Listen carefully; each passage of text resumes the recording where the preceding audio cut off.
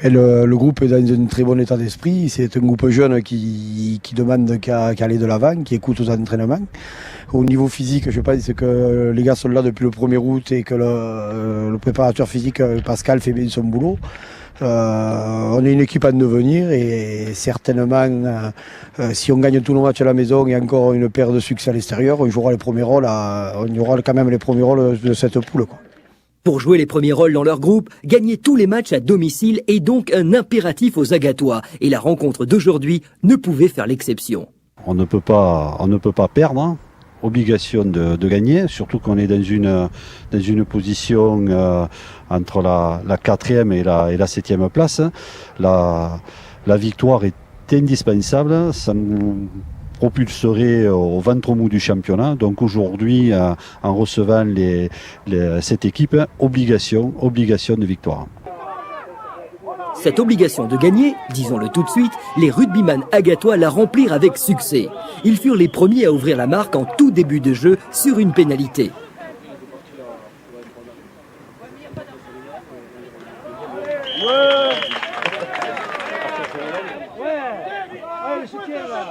La réplique des Avignonnais ne tarda pas. Ils égalisèrent de la même façon.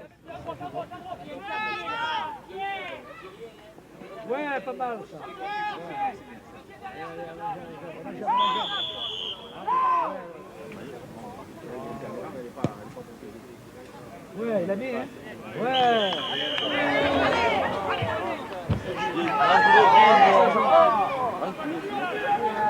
Le jeu particulièrement rude des jaunes fut un obstacle aux initiatives habituelles des Agatois, quelque peu menés en ce début de match.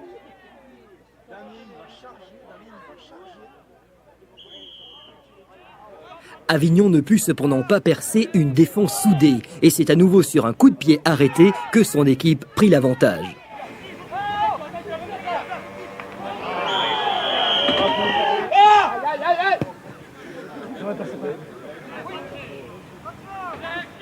Aussitôt la prestation agatoise se fit plus nette et surtout plus coordonnée.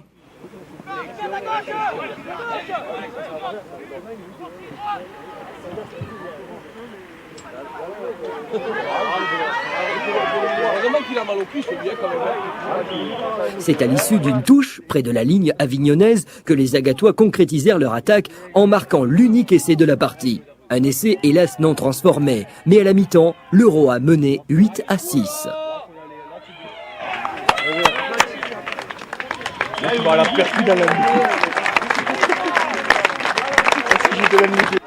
En seconde période, la partie fut intense. Chaque équipe pouvait encore espérer la victoire. Mais ce furent les Agatois qui surent le mieux mettre en pratique une volonté offensive, plus soutenue face à des adversaires néanmoins coriaces et jusqu'au bout dangereux.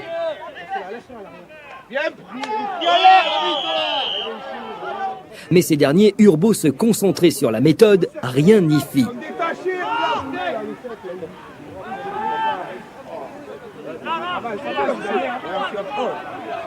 Deux autres pénalités permirent aux Agatois de prendre une avance de 8 points qu'Avignon ne put rattraper malgré quelques belles initiatives. Au final, Avignon s'inclinera 6-14 face à une équipe agatoise qui a, au regard des responsables et commentateurs, su tenir ses obligations, gagner chez elle coûte que coûte. Rencontre âpre, disputée, très difficile devant une équipe qui s'est évertuée à brouiller les cartes. Et les nôtres sont jeunes, ont eu beaucoup de difficultés à s'adapter à des situations de jeu que les autres compliquaient à souhait. Voilà. On n'a pas trop reconnu notre équipe sur ce match, puisqu'habituellement elle produit davantage de jeux et elle n'est pas perturbée dans ses intentions de jouer comme elle l'a été aujourd'hui. Je pense qu'aujourd'hui, on ne voit pas une grande équipe d'Agde qu'on souhaite voir habituellement. C'est des jeunes. C'est la première année que tout le collectif de ces jeunes se retrouve. Je pense qu'au fil des matchs, ils vont se retrouver et nous produirons beaucoup plus de jeux que ce que nous avons pu voir aujourd'hui. Il faut dire que cette équipe a énormément embrouillé ce match.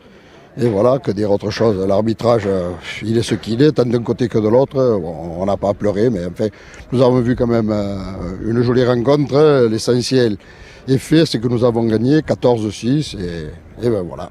La plupart des gosses qui évoluent là, ce sont des gosses que j'ai eu à l'école de rugby. Bon, c'est une satisfaction pour la ville, pour tous. C'est le travail reconnu de tous les dirigeants, de tous les bénévoles qui participent au développement de l'école. Donc aujourd'hui, je suis quand même satisfait. Il s'agit qu'ils gagnent. Je suis chauvin, mais ça fait partie d'un bon agatoire.